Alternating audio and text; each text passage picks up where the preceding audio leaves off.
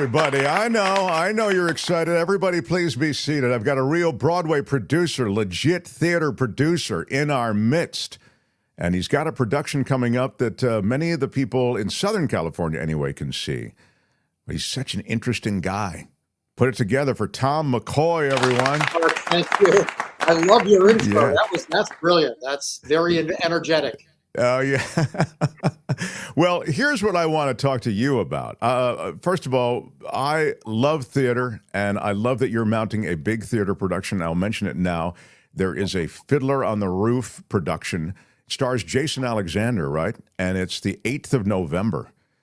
Tell me about it quickly, and then I'll get into sort of the because I got some questions about Fiddler and this moment in time, and your wife is one of those most interesting characters. I'm going to ask about her in a second. But tell us about this production quickly. You know, this production came from an article that I read a year or two ago that Jason Alexander has always wanted to play Tevye, and I thought, and I know that everybody in live theater read the same article, but we know Jason to a point. He's a colleague and a friend, absolutely. And I sort of pursued him for a year and a half about doing the role that he's always wanted to do. He said, "I'll do it if you hire Lonnie Price to direct it." And I said, "You got it." He said, "I'll do it if you put in a full orchestra in the pit." So there are 20 musicians in that pit and a full company of 35 on stage. It's a massive, big Broadway-style production, Mark, of Fiddler on the Roof starring Jason Alexander. He's into week 2 of rehearsals. And the guy is, you know, there are 2 people in my life that I've worked with that were always born to play a certain role. Kathy Rigby in Peter Pan. She was born to play Peter Pan. And Jason Alexander in Fiddler on the Roof. He's wonderful and brilliant as Tevye. It opens November the 8th at La Mirada Theater, runs for a month. You've got plenty of time to see it, although it's selling through the roof. And when you say just Southern California, I'm trying to get the Broadway rights to this show. I've got those folks coming in to take a look at it as well. So hopefully that'll be the next step with the show. Well, what a great brag. If you see the La Mirada show and then it goes to Broadway, you've seen the progenitor of what, becomes this Broadway show with Jason Alexander in the role of Tevye.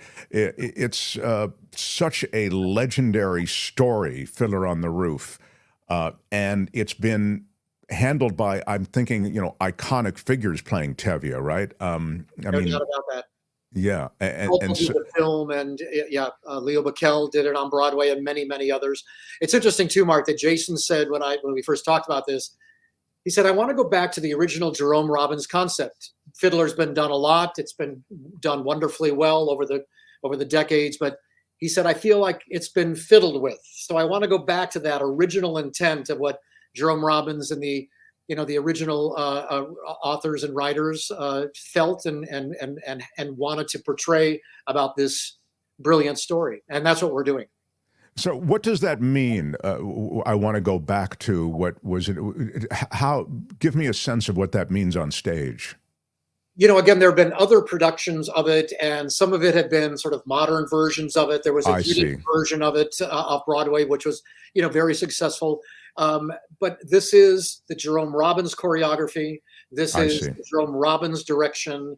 And it's really the beginning of the storytelling of this show that started back in the 60s. And I got to tell you, I like it better than all other productions that I've seen. They've all been wonderful. Don't get me wrong. But with Jason in this role and with a cast of 35 and with a tremendous ensemble of great actors and musicians, et cetera, it's going to be amazing. I'm designing and building a brand new set. One of the best Broadway set designers, Ana Luisos, has designed a gorgeous set.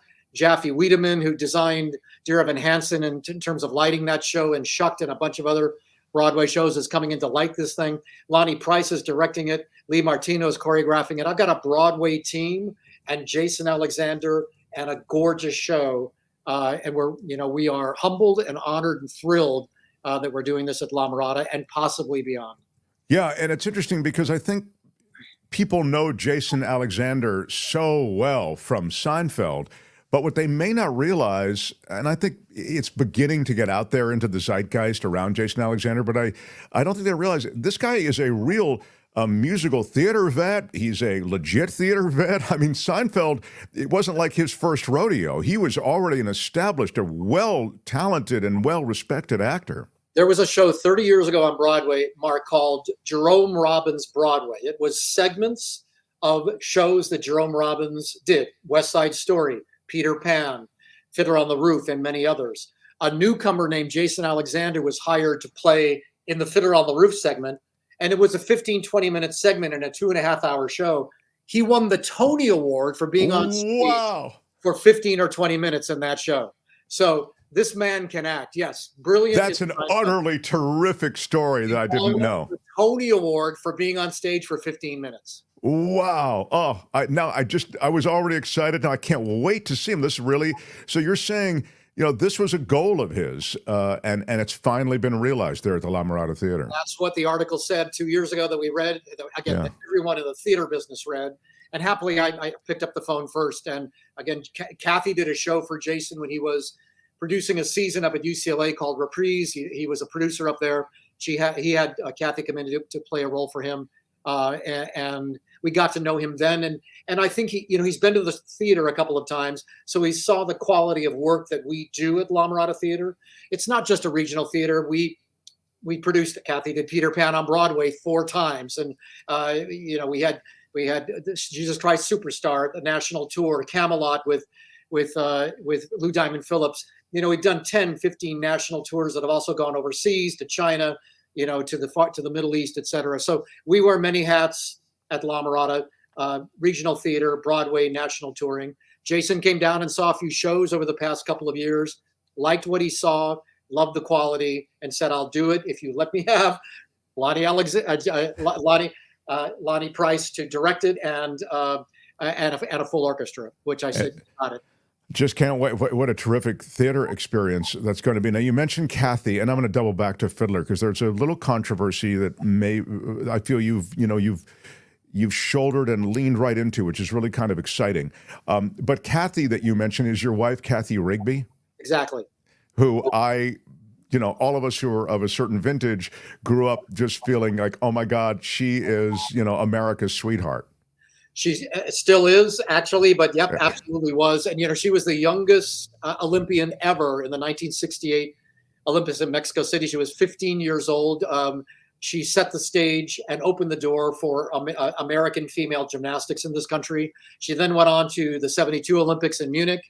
She was there when the Israeli athletes were all murdered on the tarmac. A fascinating and tragic time, but that also solidified her mark in American gymnastics lore. She then went on to do her very first musical post-Olympics. She wanted to get involved with musicals and did Paint Your Wagon with Gordon McRae and Grant Goodeve, who was the oldest son in Eight Is Enough way back when. And I happened to be in that show, and we met there. And that was 42 years ago. Oh, that's great. I didn't realize that's how you guys met each other. That's where we met. She was doing the lead role in the show. I was in the show. We met. The second show that we did together was The Wizard of Oz. She was Dorothy. I was the Tin Man. So it match made in heaven in terms of, we fell in love, got together, and have been together for 42 years.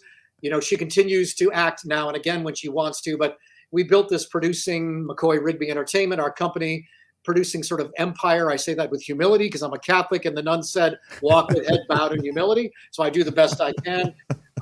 We've been working at La Mirada Theater for the past 30 years, producing a season. We happily put that theater on the map. The people that own that theater are the city of La Mirada. They own and operate the theater. They hire our company to produce the season, and it's a tremendous collaboration between city government and the arts. It's really quite amazing and wonderful. And we've been breaking box office records for, long time. Even during COVID, right when we were able to come back up again, we've still continued to break box office records and create a lot of buzz around the country with, being one of the best regional theaters in the country. So I'm very proud of what we've done. And Kathy Rigby was right by my side. Now she's shorter than I am, so she's by my side, but right about here. Well, that's the key to being a gymnast. You got to be the right size, and she had it all. She's 4'11". She had. That's all I know. Yeah, she had it and has it apparently, all of it, and that's just great. So you two took this Fiddler on the Roof on at a time when you have some controversy around. A lot of controversy, world controversy around Israel and around the Jewish diaspora, which is on some level a touchstone of this story, the pogroms that affected European Jews, that they and Russian Jews, they fled in Russia, Ukraine, away from this horror that was the persecution of Jews. And Israel became this place that many those who were fleeing persecution ultimately ended up to build a place that was safe for the Jewish people. So again, I don't mean to review all the history, but just against that backdrop, now you have Gaza, you have terrorism, you have people picking sides, you have it informing politics, and up comes Fiddler on the Roof, which is a wonderful story. It's got nothing to do really with any of these things I've just mentioned. In fact, it's a story of family, and it's a story of traditions that have to do with religion and family and all of these things. But it's all happening in that maelstrom of stuff that I just mentioned. Can you speak to that? It's definitely happening in that maelstrom of stuff. As a matter of fact, Jason said something sort of prolific a couple of months ago, Jason Alexander, and he said, "You're brave to be doing this now, and thank you on behalf of, my Jewish family, my Jewish colleagues, my Jewish artists, etc." You know what? You take the story of Fiddler on the Roof. You talked about pogroms. Fiddler on the Roof actually took place in Ukraine. They talked about Kiev. They talked about Odessa. It's in the script in the show. And the Tsar kicked the Jews out of their villages way back then. And look what Putin is doing now to the people of Ukraine. And then, cut to what's going on in Israel and everything surrounding, that as well. And it's just sort of a fascinating time to be doing this. I told the company the other day, I had a meeting with the entire company, and I said, this show is being produced at exactly the right time in history. That the story that we're telling, is not one of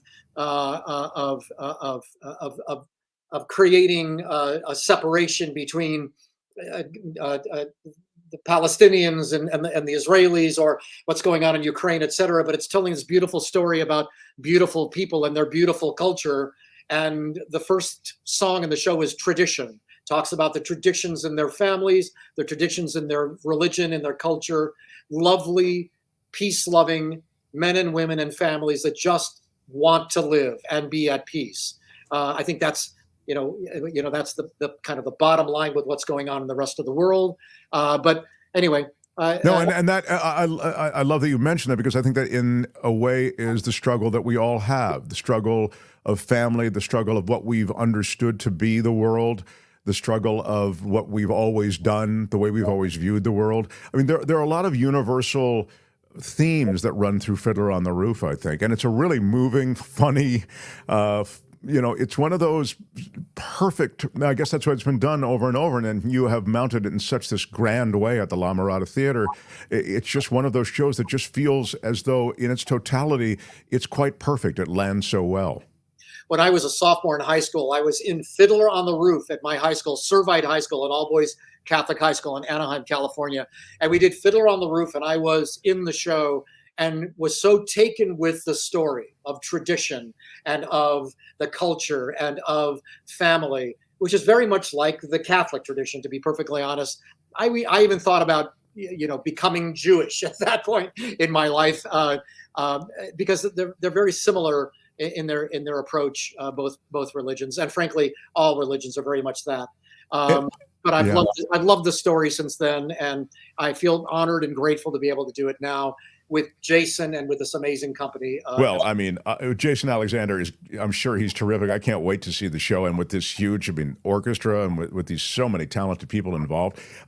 As I remember it, and you'll help me just indulge me for a second, so it's been so long, but there are almost some sitcom-y themes, meaning like really cool, like little areas of jeopardy that then resolve itself or have to be dealt with. That's the way often when I think of a comedy, I think of it that way. Like, it's a situation, it leads to some comedic moments, but also the characters ask themselves questions, and then it has to be resolved at the end of that, whatever the comedic line is. The very first song, the Tradition is the name of the very first song in the show. Sure. And at one point, Tevye stops as there's background music, and he said, yeah, we have our problems as well. Yes, we love each other. Yes, we have our traditions. But that man sold that man a mule when he said it was a horse. So conflict, and then it's resolved. But that goes on throughout the entire show. There's a part where Russian soldiers come in and cause a riot and disrupt Tevye's daughter's wedding. conflict, and then there is a resolution in Act Two from things like that. But at the very end, the conflict is that the Tsar is kicking all the Jews out of all these little villages in Ukraine, for whatever reason he was doing it for, and they're on their way then to migrate to America and other parts of Europe. Conflict resolution. But it's all throughout this, and I tear up a couple of times on this show. And I'm a producer. I've seen every show on the planet. And I know if I tear up, there's something remarkable about what this show is going to look like when we get it on this stage and open the show next week. It's remarkable.